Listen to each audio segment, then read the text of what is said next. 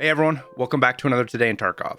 Hope you've been enjoying the wipe. I sure have, but we have had some issues and we got a patch this morning addressing a bunch of those. Just hot fixes and bug fixes that worked out some of the bigger problems we were all facing inside raids and outside of raids. So that's what this vid is about, along with a few other items to get you guys up to date on some of the starter stuff going on in the game right now.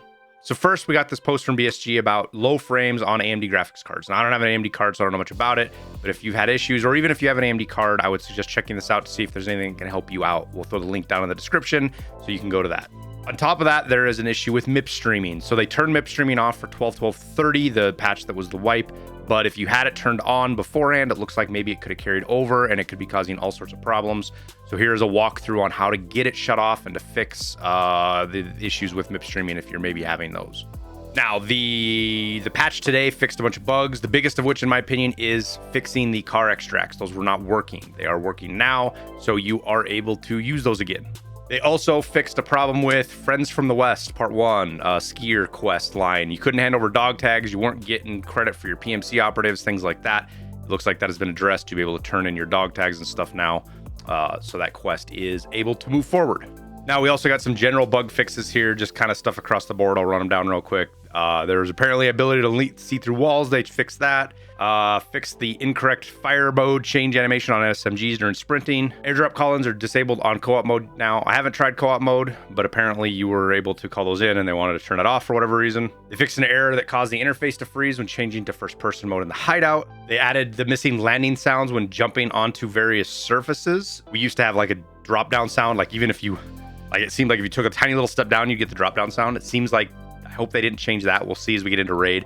Maybe it was just that there was missing sounds on certain surfaces. And then they adjusted the scav operational task replacement cost. I haven't got those yet, I don't think. The scav tasks that you can get in here, they can reset them just like you can your dailies or your weeklies where you can replace this. The cost was something they didn't like, so they changed that. Now, as a side note, this is, from my experience, there's not a lot of technical background to this really, I guess. But if you're having issues getting into raids, like if you're taking 10, 15, 20 minutes to get into a raid on your PMC, something's not right. You should be between 5 and 10 minutes if you're in North America. I don't know what Europe or some of the Asia servers or Australia servers are like, but in North America, you shouldn't be much more than 5 minutes getting into a raid. If you are, something's not working right. So what I tell everybody to do is come in here. If you have auto selected like I do right now, unselect it. Come in here and look at your servers and click like your 3 to 5 best servers you have, click apply, and then launch off of that. Now you can do more you want, you can do less. 3 to 5 seems to be the sweet spot for me. Now, if you have servers selected and you have, let's say, like I had some guy said he selected every USA server, don't do that. 3 to 5. If this still isn't working for you, try going to automatic server selection and using that instead. I've seen some people say that they were on selected servers, they switched to auto and it worked out better for them. So give that a try. Now, scavs are a different deal. Scavs can have really long queue times because tons of people are scavving right now. So there is a long wait for getting into raids, especially places like Interchange or Reserve or Lighthouse. Those are going to have really long queue times to wait. I've had 15-minute waits to try and get on as a scav. I won't do it anymore because I don't like waiting that long. I'll just go scav on Factory or Woods or something where I can get in quicker. But keep that in mind. Scavs and PMCs have totally different processes of how you get into raids. So you can't end up waiting a long time as a scav. Big point of this is with the servers though, change it up until you get something that works for you. Just mix it around, match it up until something works out and you can get into raid faster. So if this works out for you or you have other tips, throw them down in the comments so we can all see them. Make sure you hit subscribe so you can get more of these super awesome fact-based tech tips that I provide. Now, what else do we have that wasn't mentioned in the patch? A lot. And by no means do I think I have all of it covered. We're going to cover some of the basics here. And I didn't even find most of it. A lot of this stuff, the guys from the Discord, they throw it in the channel we have for the discovery so everybody can see it. So come hang out in the Discord if you want to see some of this stuff or contribute to it, because the community does a great job of keeping everybody up to date on what we're finding and where to find it and what it means and all that kind of good stuff. Now, the big ones have been some of the stuff for crafting or even just upgrading your hideout. Getting your hideout to level 1 modules requires some new items. The first of which being the all to get your lavatory to 1, but it'll also let you craft some armor, which is a new kind of craft. I'm anxious to get my hideout upgraded because I want to see what other armor we can craft. But this all is just a tool. It spawns where other tools have found. We found them on Interchange. We found them on Customs, Woods. Lighthouse, anywhere where tools spawn, you should be able to find these things. So just keep an eye out there. All of the ones I found have been open world spawns so far. So sitting on a shelf or something where you would find a wrench or a screwdriver, things like that. Next up was salt. And I don't think we have a craft for salt right now that uses it. But salt is just a can of white salt. And you need this to get to your lavatory 1. We'll see if there's any crafts going forward that need to use it or other barters or things like that. It's a food item, so you can find it anywhere where you find food stuff. I found all of mine in crates, duffel bags, things like that is where I found all of mine. Wherever you else find them, make sure you let us know down in the comments.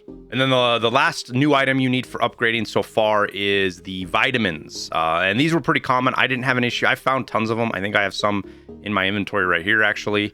Yep, I've got 2 of them right here. You need one of these to upgrade to med station level 1. Again, these are just found wherever med items are found. Med crates, the medical boxes, things like that. I've even found them out in open spawns, same kind of places you'd find augmentin or morphines, things like that.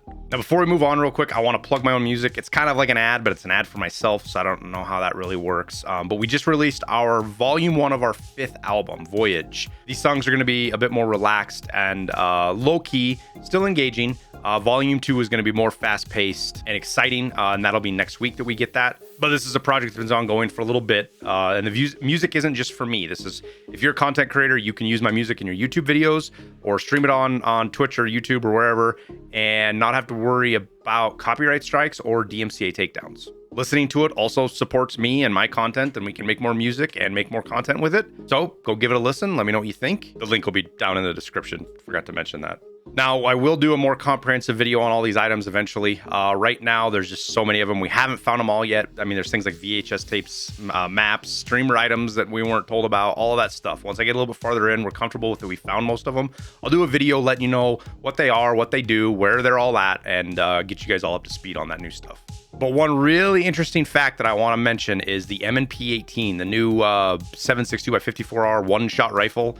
This guy right here, that's a break action one-shot. This can be used for Tarkov Shooter 8. Now, it's categorized as a shotgun, but it still checks the boxes, apparently. So you can do all of them. I haven't found the suppressor yet. I've got an item here that is locked on Jaeger Loyalty Level 2 that maybe be a suppressor. I don't know. It's hard to say. But once we get that far, maybe we can actually put a suppressor on this and do all of it. If not, we'll have to do, 7 or 6 that you need a suppressor. We'll do that with a different rifle, maybe a Mosin with no thing in it, so it's still one shot. But it's just an interesting tidbit. I'm going to do Tarkov Shooter 8 with it, and we'll put a video up of that, how that goes for you guys, especially Tarkov Shooter 8. And again, there's tons more to talk about. We'll get into them once we have more info on it, but I think I'll wrap it up there. I wish you the best of luck in your raids, and we'll see you in Tarkov.